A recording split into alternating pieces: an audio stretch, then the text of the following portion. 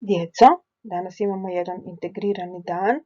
Imamo zajedno hrvatski, matematiku, prirodu i glazbeni. Vidjela sam sve plakate koje ste mi poslali. Bravo! Plakati su uredni i pregledni. Gledamo sada plakat s prvim istraživanjem. Ovakav ste dobili zadatak.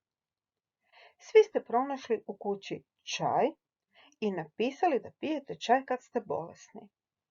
Svi ste zaključili da je čaj ljekovit. Svi ste pronašli da je taj čaj napravljen od neke biljke koja je rasla u prirodi. Zaključimo sada zajedno, malo dalje od ovog što ste vi zaključili. Zamislite da je grm na kojem raste šipak rastao uz cestu i zagađen je ispušnim plinovima iz automobila. Zamislite sada da je na livadi gdje raste kamilica netko prosipao sve svoje smeće koje je dugo sakupljao. Kakva bi to bila livada? Bi li taj šipak ili kamilica bili zdravi i ljekoviti? Kakav bi bio čaj od tih biljaka? Ne bi bio zdrav. Jeste li se kad pitali gdje raste voće i povrće koje jedete? Vi jedete voće i mislite kako je zdravo i kako ono jača vaš imunitet. A kad je ono voće zagađeno? Dakle, unosili bi u sebe zagađenu hranu i razboljeli bi se. Možete li sada zaključiti kakva mora biti priroda da bi naša hrana bila zdrava? Da, dobro ste zaključili. Priroda mora biti čista. Sad zapišite još jedan zaključak na svoje plakate. Snimku možete pauzirati dok pišete.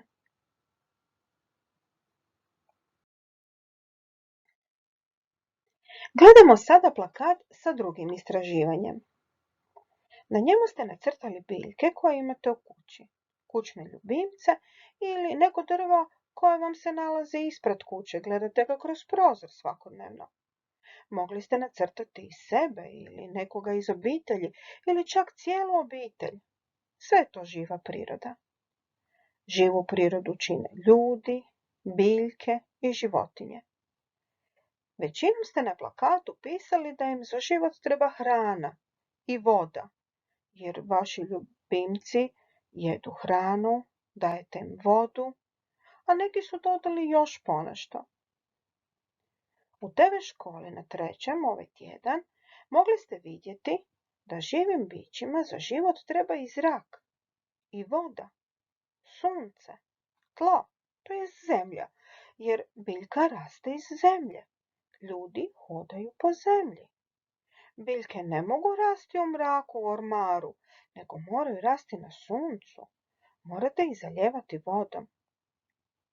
Ne možemo ni zamisliti da nema zraka i kisika u zraku. Kako bismo bez toga živjeli? Nikako. Ne bismo živjeli. Bez zraka se nikako ne može. Sad provjerite što ste napisali na plakatu. Što sve treba za život vašim biljkama, vašim kućnim ljubimcima? Napišite zaključak što sve treba živim bićima za život. I još nešto. A bismo li rasli i živjeli zdravo da je zrak zagađen i da je voda zagađena? Ne baš. Što možete sad zaključiti? Tako je, da nam za život treba čisti zrak i čista voda. Pauzirajte snimku i zapišite zaključak ispod vaših crteža.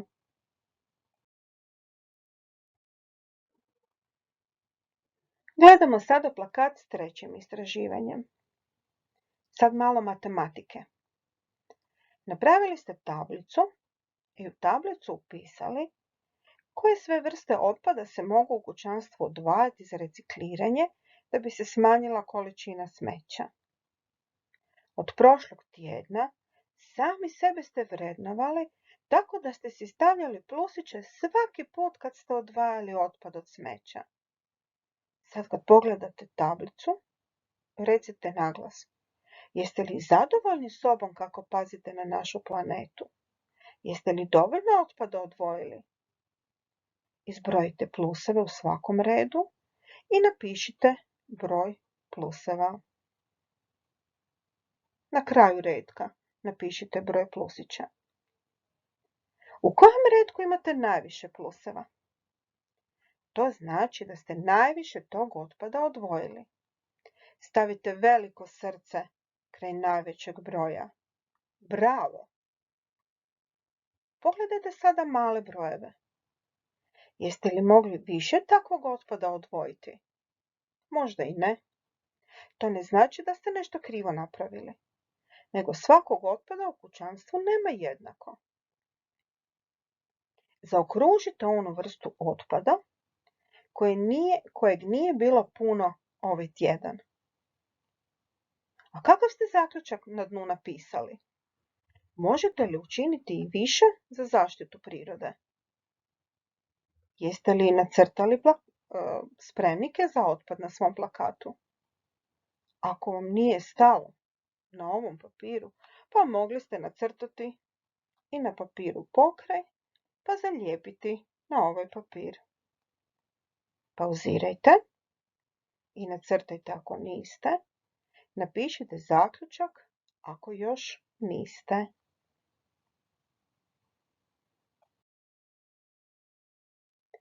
Gledamo sada plakat sa 4. istraživanjem. Napravili ste tablicu i cijeli tjedan pisali plusiće kad god ste učinili dobro djelo za čuvanje prirode. Izbrojite sad plusiće i napišite broj na kraju svakog reda. Čekam. Pauzirajte ako vam nije dovoljno vremena. Zaključite sada. Koju radnju čuvanja prirode ste do sada dobro uvježbali? Nacrtajte srce kod najvećeg broja, jer to radite dobro. Pronađite u tablici što je to što možete raditi bolje. Kako ćete to naći? To vam je onaj redak u kojem ima najmanje plusića, u kojem je najmanji broj. Što zaključujete? Što možete raditi bolje da biste čuvali prirodu? Napišite zaključak na dnu stranice. Što možete raditi bolje za čistu prirodu?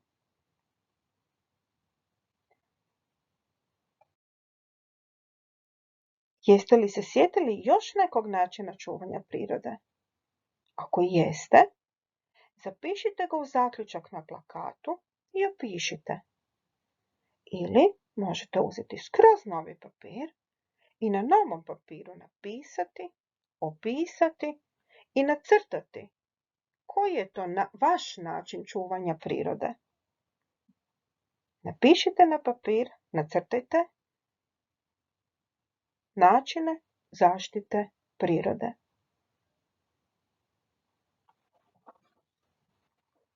Kad ste gotovi, spojite svoje male plakate. Sada ih imate puno. 4, možda i 5. Zalijepite ih selotepom i napravite jedan veliki plakat. Neka se drže svi vaši mali plakatići zajedno. Ukrasite vaše plakate bojama. Dodajte im crteže. Podvucite u bojama važne riječi. Sve to lijepo slikajte i sliku svog plakata, ali i svog recikliranog izuma pošaljite učiteljici za našu razrednu stranicu, za našu eko izložbu. Svi vaši plakati i eko uradci, vaši roboti, kućice i što već napravite, naći će se i na školskim stranicama, jer mi smo eko škola. ponosimo se time i možemo se pohvaliti da su i prvašići pravi ekolozi. Bravo, prvašići!